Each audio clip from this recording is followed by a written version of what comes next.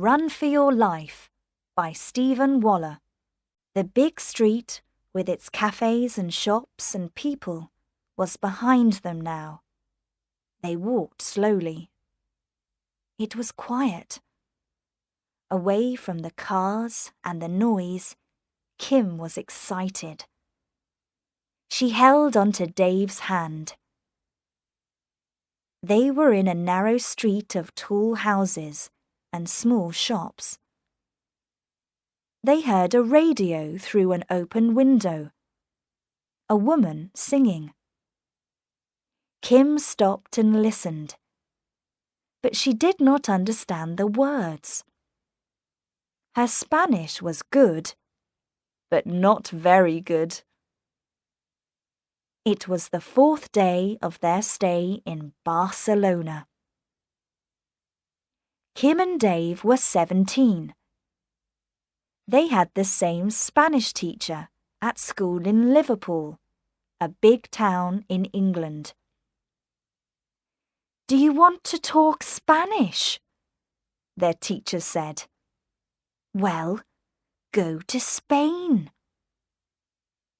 There were 8 of them from the same school on this holiday. They went to school every morning and talked Spanish. Then, in the afternoons, they usually went out by bus and saw something in Barcelona. Important buildings, famous pictures, old photographs. Something new every day. Today, Kim and Dave were not with their school friends. Dave did not want to go by bus. He wanted to look round the old town. Not the famous buildings.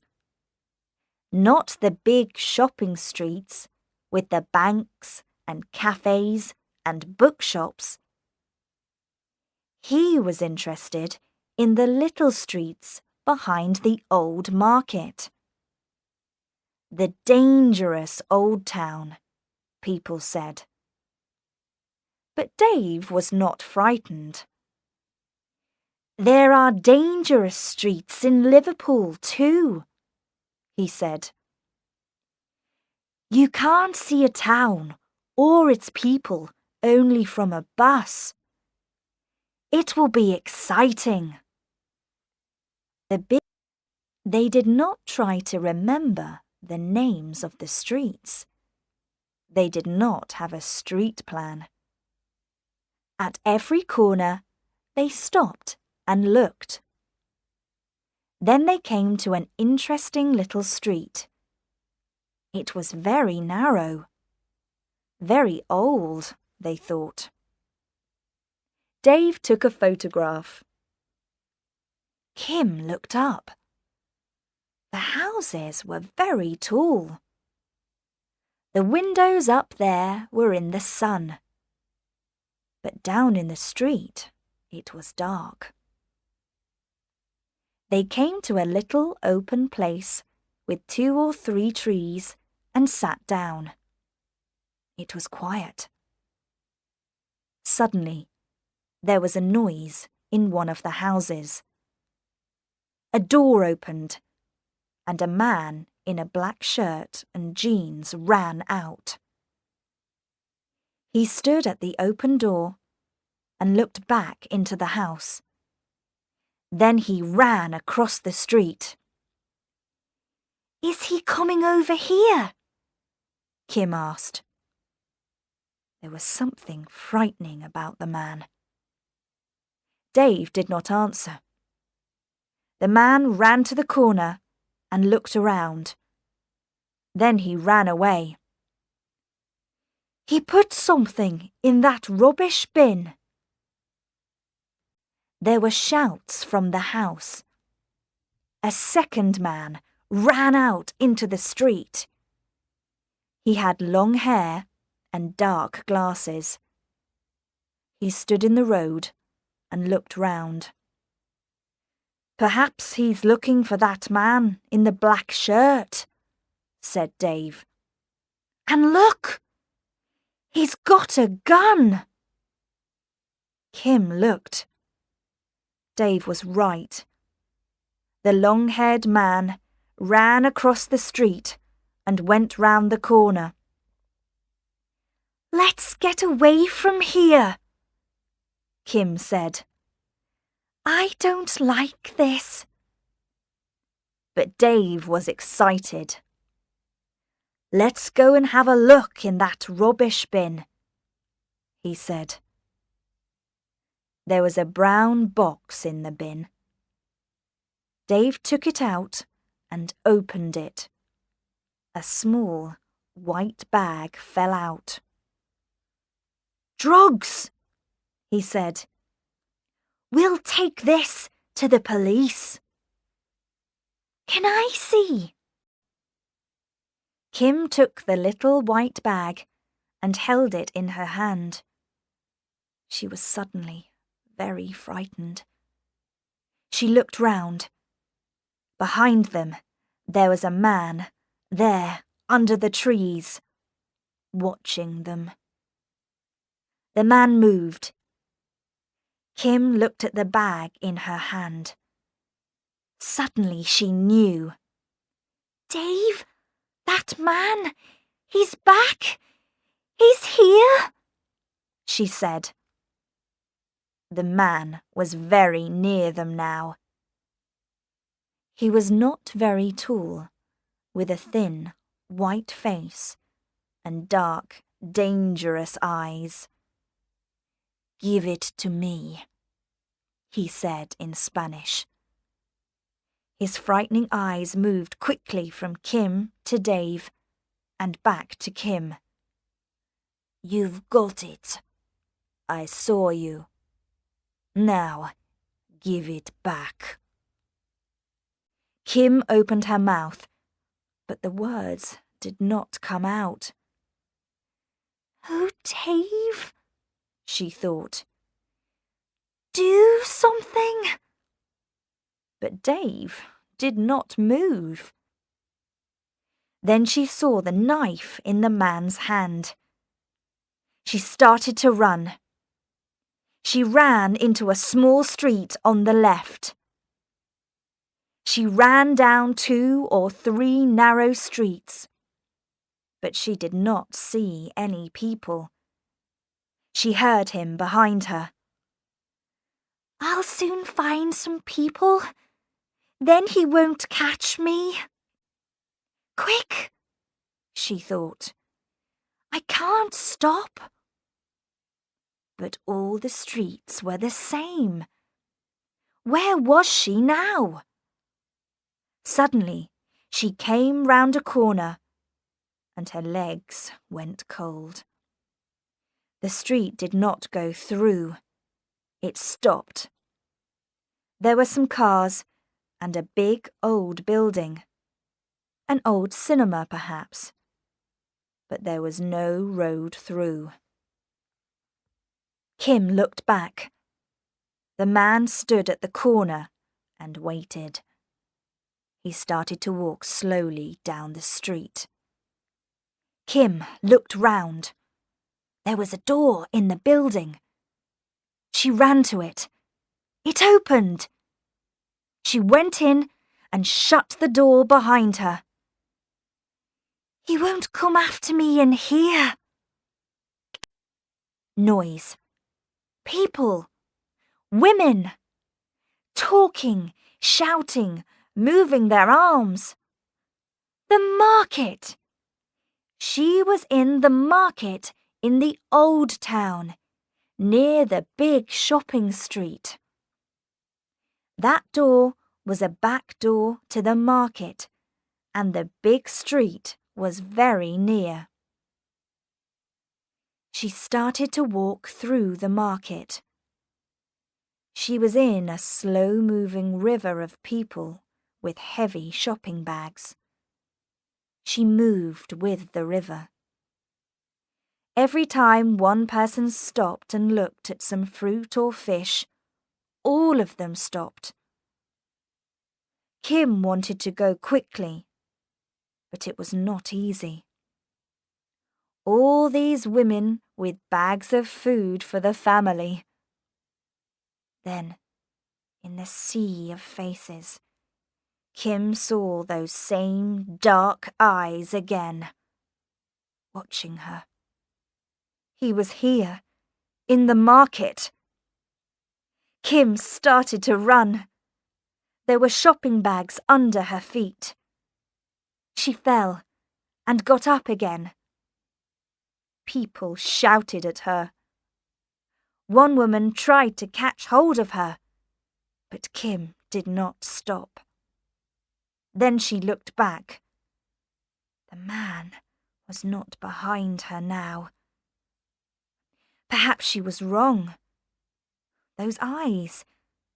Perhaps it was not the same man. She saw the big street now. She saw the sun and the trees. Suddenly, a hand came down on her arm and held onto her. "Are you Kim Steele?" the woman asked. She was tall, about 30. She had a friendly look. Kim did not understand. "Yes," she started to say. "But how do you—" Then, in the woman's hand, she saw a photo, and in Spanish, the word police.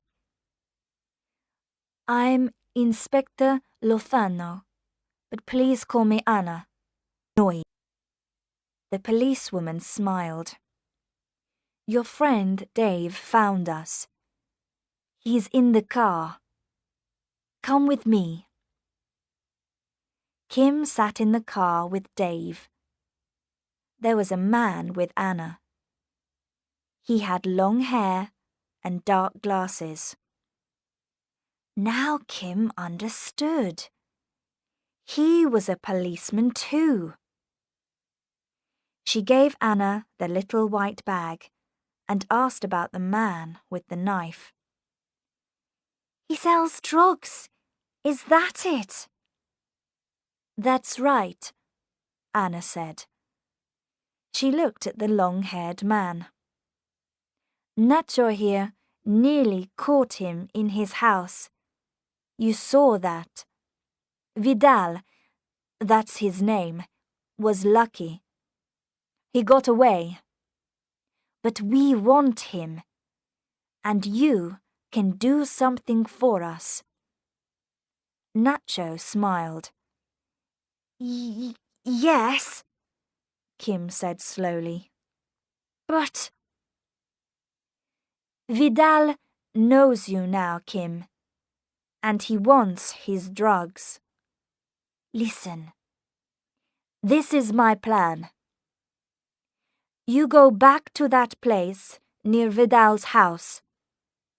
Vidal will be there, and he'll see you. We'll be there too, but Vidal won't see us. He'll think she's looking for her friend." "I can't do it." "Don't be frightened. Vidal won't get near you. We'll stop him. But he'll try. And then we'll catch him." "What do you think, Dave? Say something." "Well, Anna and Nacho will be near, and they know all about these things." "But this Vidal man has got a knife. Perhaps he'll kill me." "Well, yes, but I'll be there too, you know." "You do it then." "Ah, but Vidal doesn't know me." Kim said yes, and Nacho talked on the car radio. Then they drove round behind the market. Kim got out and shut the car door. She walked to the corner. Then she looked back. Anna smiled at her. Dave's face was very white. Kim was frightened. These things were exciting in the cinema, but this was not a game. Anna and Nacho were there. She knew that. But this Vidal was clever. Perhaps he knew about their little plan. And he was dangerous. She was back in the same street now. There was the house. The door was shut. And there was the rubbish bin. 2 or 3 people came down the street. Kim walked slowly across the road. She looked round, then up at the windows of the houses. She waited. He's here. He's watching me. I can feel it. Then she saw him. The black shirt, the thin face, those eyes. It was Vidal. He was very near her. Kim looked across the street. She was ready to run. Then she heard Vidal. He said something. The same thing, again and again. What's he saying? Kim thought. Is he talking to me? She looked at him. He did not move. Only his mouth moved. This time, she understood the words. Give it to me, or you're dead, he said. A car drove round the corner very quickly and stopped. Anna and Nacho jumped out. They held guns. Anna shouted, "Police! Don't move! We've got guns!" Vidal suddenly jumped at Kim and caught her. Kim tried to hit him, to get away, but he held onto her hair. He was thin, but strong. Then she saw the knife. "You'll be sorry, Vidal," Nacho shouted. "You can't get out of here. Think, man. Throw the knife down and take your hands from the girl." But Vidal held on to Kim. He shouted to the police, "Get back in the car, or I'll do it." He held the knife near Kim's face. She shut her eyes. Time moved very slowly. She saw a face at the window of one of the houses across the road. Anna and Nacho moved back to the car. Their guns were ready, but Vidal stood behind Kim. "You're coming with me." Suddenly, there were excited shouts from behind the police car. It was Dave. He ran across the street. What's he doing? Kim thought. Does he want to see me dead? Anna tried to stop him. Come back! This man is dangerous, she shouted. Dave ran to the rubbish bin. He stopped, took the bin in his hands and held it up over his head. Then he threw it. The rubbish bin went over Kim's head and hit Vidal. Rubbish fell round his feet. He fell. Kim quickly took the knife from his hand and threw it away. There were excited shouts. Kim looked up. It was Anna and Nacho. "He's all yours now," said Dave. Nacho held Vidal's hands behind his back and took him away. Kim fell into Anna's arms. Later, they drove back to the hotel in a police car. Kim looked at Dave. "Don't say it. I know. It was dangerous. But I saw the bin and I thought, well, I wanted to do something. I see these things in the cinema. There's always a strong man. Today, I was the strong man." "Yes, and I was nearly the dead girlfriend. You see a lot of them in the cinema too." "Let's not think about it, Dave. It's not important now.